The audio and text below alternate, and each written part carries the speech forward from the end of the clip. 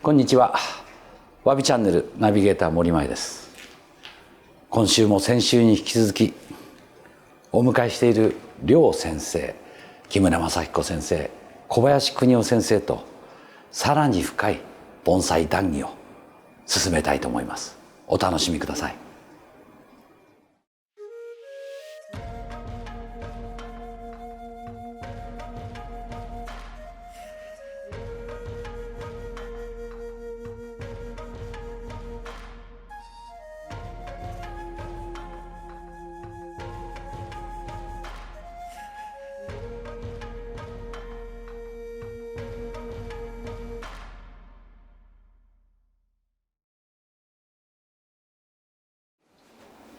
2週続けての対談になります。よろしくお願いします。よろしくお願いします。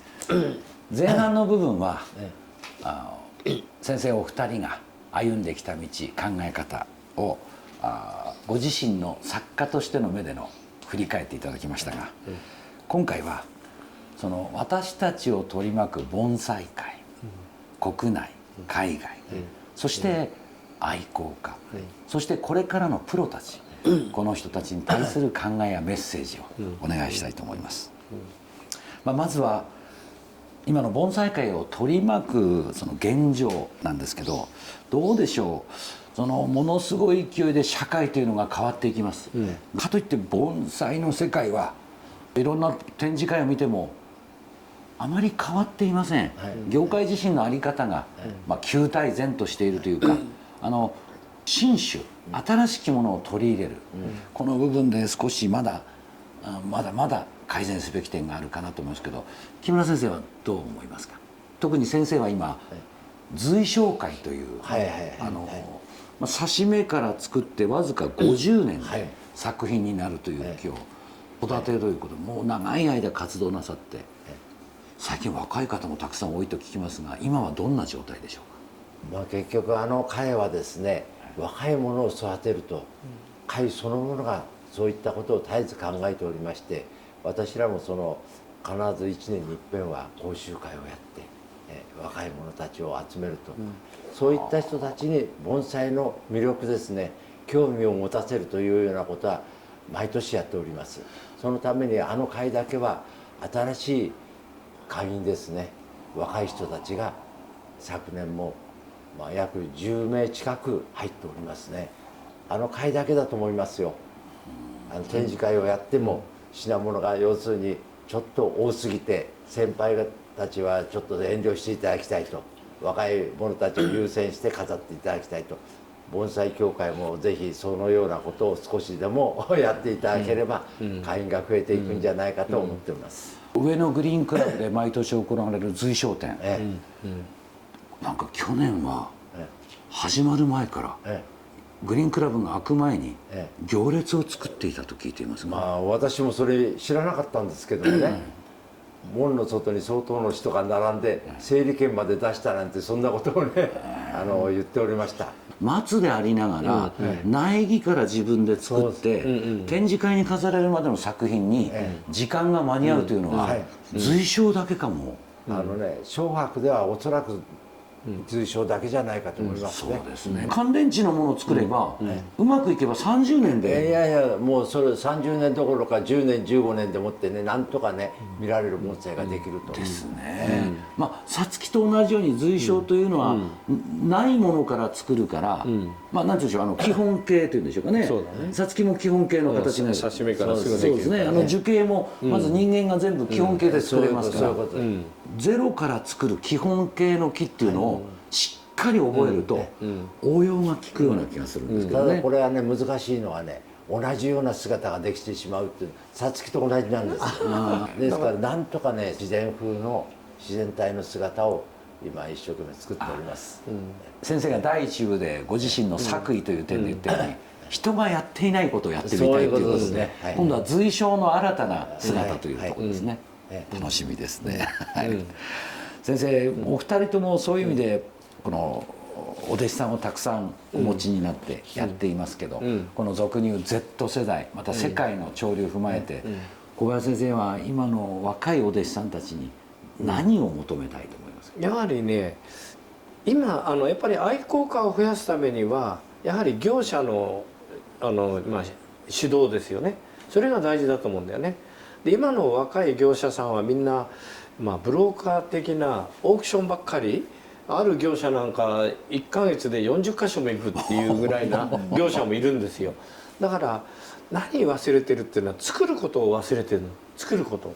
私がね力をつけたのは何かというとさつきの刺し目ですよ。ね。それで力をつけていったんですよね。だから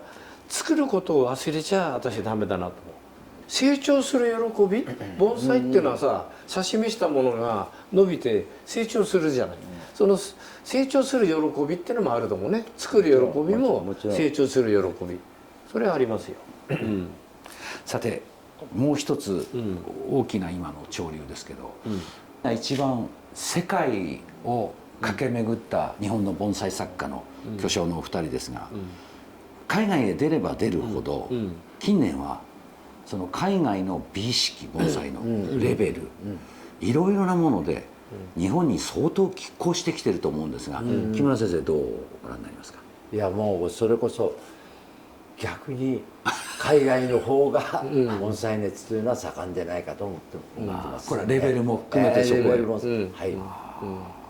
小林先生は同じですね。それと海外にはやっぱりフィリピンとかね、インドネシア、ベトナム、若い人が多いですよね。平均年齢がものすごい若い人が多い。もうこれはも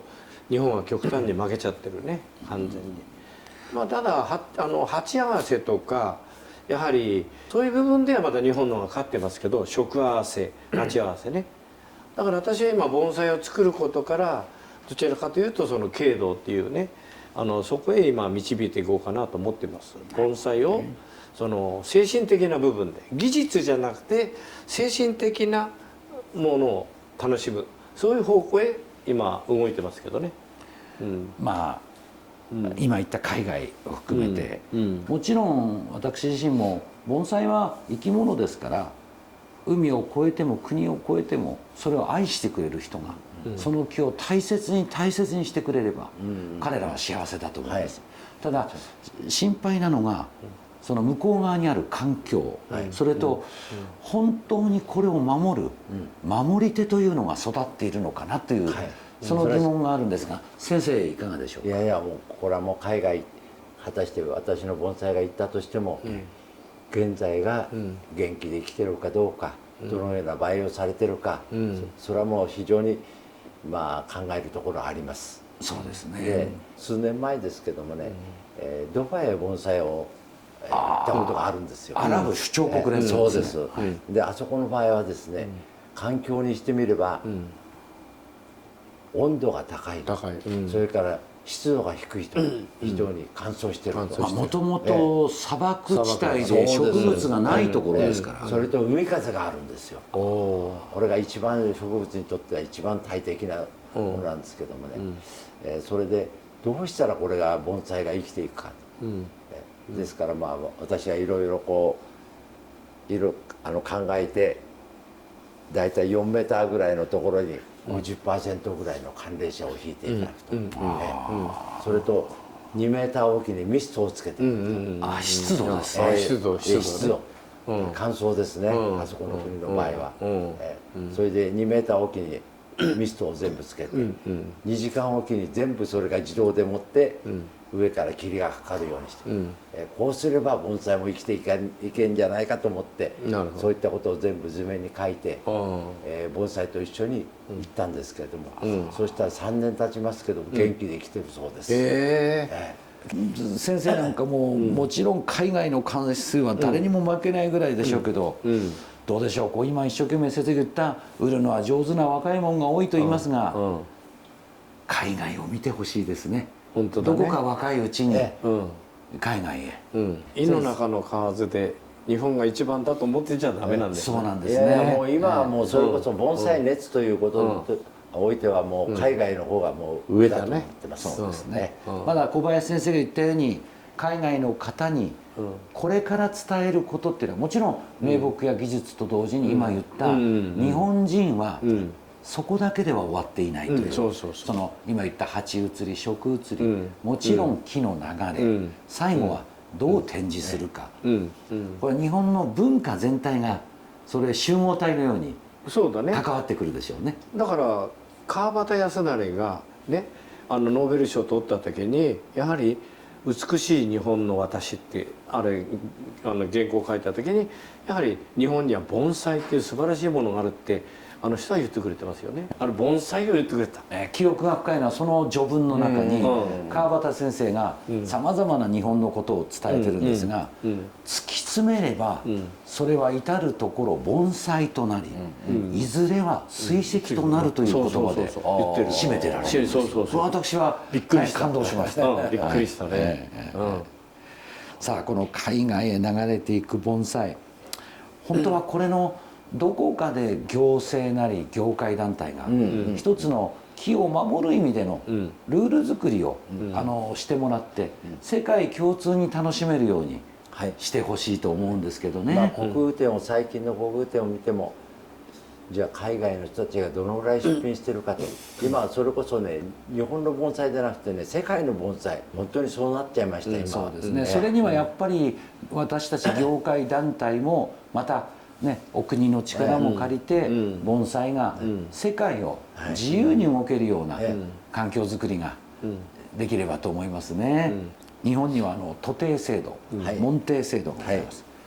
両先生もたくさんのお弟子さんを輩出していますけど、なかなかこの徒弟制度に対して日本の若い方々がついてこられなくなっているという現状があります。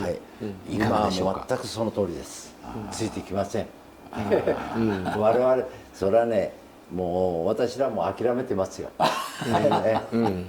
先生がなさってきた苦労の時代をそのままここへ持ってきたらいやいや先生誰もいなくなってしまう。もうとんでもないことになりますからね。ただその伝えようとする気持ち、向こう側が必死で受け取ろうとする気持ち、これがあると指定制度というのは上手にいくんですが、やっぱり最近は海外の方の方のが熱心に学ぶ方全然違うね。やっぱりそれいいです。日本人よりちゃんと目的意識持ってきてるでしょ。ハングリー精神ってものは全然違うんですよ日本人とは。そうですね。どうしても盆栽界が若い方々に対してとても広く知られるようになって、おしゃれな盆栽、可愛い盆栽、そういう意識を持ってる、ありがたいんですけど、そのことでその盆栽を覚えたいっていうふうに来ても、なかなかこれは本当のプロの道を歩むというのは難しい部分があるかなと思いますね。苦労してます。やっだからぱり若い方々は今ネット社会っていう中にいて、盆栽園に訪れる方は今減ってるんですね、どこの盆栽屋さんも。その代わりインターネットの中では若い方々がこれ興味を持ってるんです。もちろん見てくれる持ってるんですね。残念ながら私どもの盆栽界の代表格の団体である日本盆栽協会、先生が役員で引っ張っていた頃は1万人という数でしたが、今は残念ながら半減しているというのが現状で、何分の1になってます。その代わり盆栽人口全体は増えてるわけです。現物を見る、それとそれに携わった人と出会う、こんな機会がもっとあればと思うんですけどね。やっぱりいつでも門戸を開いておく。小林先生も確か盆栽教室をもう相当長い間長くやってますね。教室、それから美術館も小さいけども作って、で来た人にはお土産に刺し目した苗を持たして。小学校は何年教えてる？40年やってます。もう43年やってるかな。地元の PTA 会長やってたんで、そこから始まって創立以来やってます。だから43年やってます。っていうことは教えたお子さんはもう50代になってる。なってますね。だから何%の人が帰ってくればいいかなと思ってね、盆栽をねやったなと。私の町で人口は大体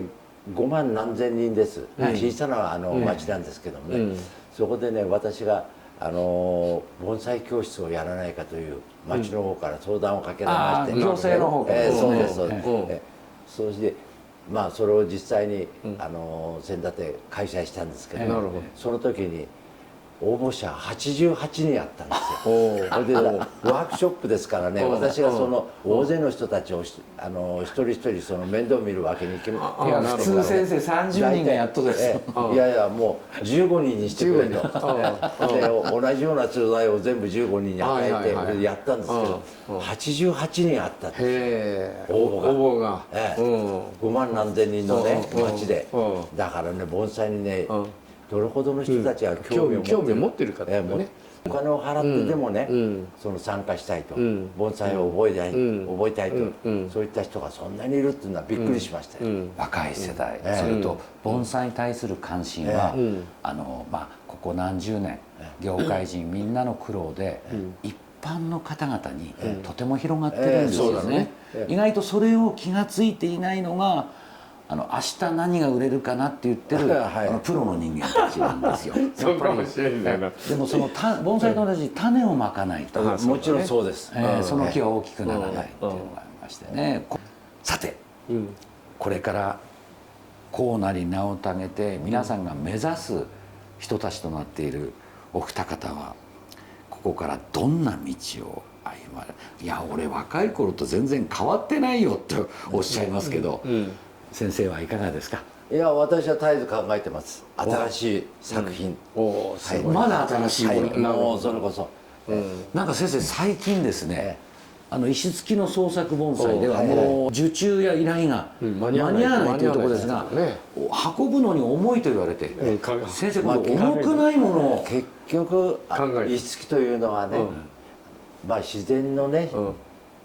縮図ですね。そうですね。中国あたりにあるね、いい景色のね縮図で、それを作りたいと。ただ欠点の一つは重いってことなんです。これで行った時に「瞬間来てみろ持ってみろ」軽いよね。びっくりしちゃったんだよ。私はそれをねどのような素材でそういった石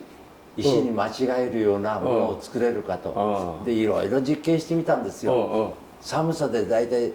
私のね、身内でもってちょっと大きな冷蔵庫持ってるんで、そこ入れてみて30度にしてマイナスですか。マイナス30度割れるかどうかテストしてみたんですよ。で中にね素材はね発泡スチロールなんですよ。水を含んでしまえば膨張してしまうわけですね。でひびが入るとでこれはいけないと。じゃあ水分を全く含まないそういった材料でそれと今度厚さですね、厚さの実験はまだできませんけれども、多分寒さの方が厳しくて割れるんでないかと。というと先生素材から全部研究なさってる。そうやってみたんです。で大体どこの世界へ持ってっても傷むようなことがないと。それでテストして現在そういった素材でもって作っておりますけども、これは大きなものでもって一番大きいんで大体1メーターから1メーター10センチぐらいのものを作ってみましたけども、キロ数は大体3キロぐらいなんです。下に台座をつけるから少し重くなりますけどもね、大体その石そのものは数キロなんですね。だから誰でも持てるようなそういったものでもって現在作っております。だからすごいのはやっぱり可能性に対しての挑戦だよね。絶えず可能性に向かって挑戦してるよ。それは尊敬できるよ。小林先生は小林先生で、都内にあれだけの、今では誰も作れないだろうという、あれだけの大すき家の舞台をお作りになって、しかもそこで今度は、慶道の三世という形でまたそこで一つ幕を開けるというところ、ここからっておっしゃってますが。そうですね。だから盆栽っていうのは作ってね、作る楽しみ、見る楽しみいろいろあるけど、最終的にはやはりもっと精神的なもの、そこへ持っていきたいなと思ってるんです。だからそれをやるのが私は慶道かなと思って、慶道を受け継いで盆栽からやっぱり飾り、床の間なくても屏風とかいろんなものを使いながらその盆栽の良さ、それを広めるためには慶道が必要かなと思ってます。どうもお話を聞いてるとお二人ともまだまだやりたいことがたくさんあるように。あります。すごいよ。だから私はもうね、先生を尊敬するのは、この年したら失礼だけど、それでいまだに挑戦してる、前向きですよね。今でもすごいそれは。でもそれは人のことも言えませんよ。まあ私はね頭悪いから体で稼ぐと思ってるから。それとね海外へこれだけ流出してしまってるね、時代でね、やはり日本の盆栽が寂しくなってしまうと、それを補うために絶えず新しいものを作っていかなきゃいけないと思ってます。そうだね。私などはこういうその商業としての法人を持っていますので、今一番考えるのは枯渇する素材、これを例えばお二方とも未開の大地と言われる中国大陸なども行くでしょうけど、まだまだ日本では羨ましいぐらいの素材なんです。これをなんとか行政との力で逆に素材を日本に運べないかと、そんなことを逆に私などはここからの夢見ていろんなこと、これはもうぜひね、森林さんあたりにお願いしたいことです。それでこの間も農水省の事務次官をなさってた方を会長にして社団法人が来てボードメンバーとして日中の植物や農水の貿易振興っていうのが正式に国で起きたんですよ。ここから1年かけていろいろな討論と検討をしようというところで、まあいい素材が運べたらまずはお二人に。もう羨ましい素材がたくさん中国あたりにもありますから。あるかね。そうですね。それは中国あたりからは森林さんあたりにねちょっと骨を折っていただいて、なんとか少しね材料、原材料ですね。そうですね。中国大陸の原生地行きますとお二方ぐらいの太さの原木がいくつでもある。それを見てきましたので。本当あるんですよ。あんの。もう大変だったんです。そこでもうこれ持って帰る先生持って帰れませんから。へえ、そんなのあるのかね。だからこれはね森林さんあたりにちょっと骨を折っていただいてね、そうですね。なんとかまあ持ってくると。日本へ少しね、現在の日本の盆栽の補充ですよ。なるほどなるほど。海外へ流れていってしまうその数の補充でね、わずかでもいいから努力していただきたいと思ってます。ヒノキのでっかいのにこう心拍全部ついてるよね、中国。まあ簡単に言うと多分木村先生はご自分で作る素材が欲しいんじゃないですか。そうだね。そう。まあこうしていろんなお話を伺っておりますが、これからの愛好家の方々に手向けるメッセージを何かいただけませんでしょうか。ご無理のない中、一般の愛好家に、一般の愛好家にね、どのような愛好家を目指してほしいという言葉が、愛好家が盆栽を愛するその気持ちですね、愛情ですね、これはもう絶えず私もお客さんに言ってるんですけども、盆栽に対しての愛情、もう愛情というのは非常に難しいんですけれどもね、寒くなってきたらば盆栽も寒いんじゃないか、葉の色を絶えず見て元気かどうか毎日それこそ病院に入院しているような患者のね検診ですね。まあこれは名木も小さな木も変わらないことですからね。口の利けないね、植物ですから、赤子を育てるような気持ちで今日はどうなんだろう、今日のミルクの状態は飲む状態がどうなんだろう、これ絶えずね人が見てあげなければ相手は口を聞いてくれないんですから、それをなんとか分かっていただいて愛情を注いで盆栽を培養していただきたいと、そんなことは絶えず思っております。いかがですか。私の場合は盆栽は自分の癒しになる。見て楽しいで作って楽しいね。それから育つでしょ。で育って時間が経って良くなればある程度は自分の買った時の値段よりは高く売れる。ただね盆栽の一番の欠点は自分で時間を束縛される。水かけしなきゃいけないでしょ。水かけるからなかなか旅行も行かれないっていうあれはありますけども、でもそれをうまくフォローしながら